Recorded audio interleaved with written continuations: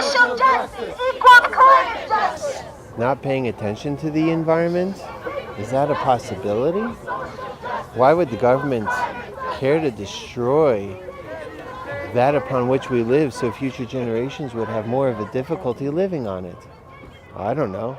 That doesn't sound right to me. Does that sound like a government to you, for the people and by the people?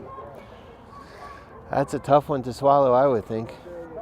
And if I were Mother Earth, I don't know, maybe some earthquakes and volcanoes would help to send her message to us that something is going on.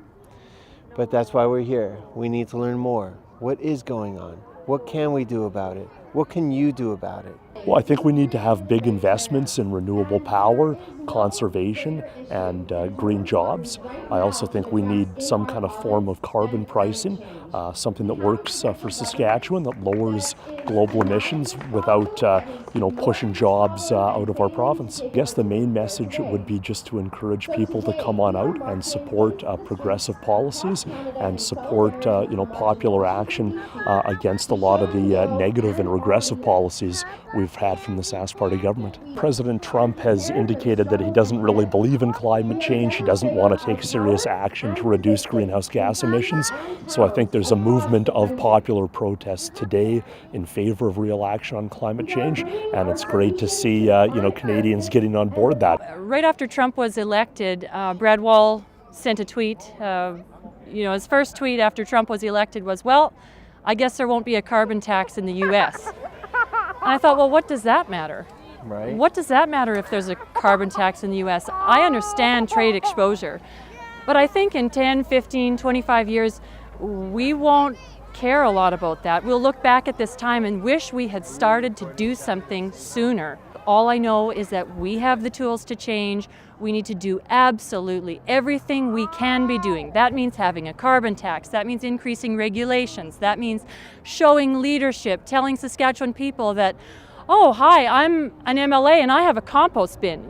This kind of stuff snowballs. Our economy that has been based on resource extraction has done a huge amount of environmental damage in recent years. And at the same time, we have failed to charge proper resource royalties, so we haven't even saved for future generations. And we really need to band together as the people of Saskatchewan to tell the Wall government that, and the rest of the world, that we do support climate change action here, that it is not a choice between industry or the environment. We need to have hope. We can't get stuck in feeling powerless. We need to keep progressing, and we need to come together and take action. Every little thing that we do to put pressure on our government makes a difference. Flooding their inboxes with emails, filling up their voicemail with phone calls, writing as many letters as we can, and meeting with them so that they can't ignore this issue is really important. We're winding down our rally for climate change today. Take a good look at the white clouds. Take a good look at the blue sky. Breathe in that fresh air. Enjoy the greenness of the grass and the blueness of the water. Because one day, everything might be just like this little pandy. Artificial, manipulated, genetically modified, but not natural. Is our next step actually having to leave this planet because we've done something horrible enough to it that we can no longer subsist on here? Will we actually have to move to Mars or the moon? Will we have to live in subterranean grounds? Or will we find a way to express the concerns that we have to people who are in positions of power, that they would actually pay attention, take heed, and act? These are the questions we have. Mother Earth, please help us, nurture us. We need your assistance in this. We cannot do it alone. Justice equals social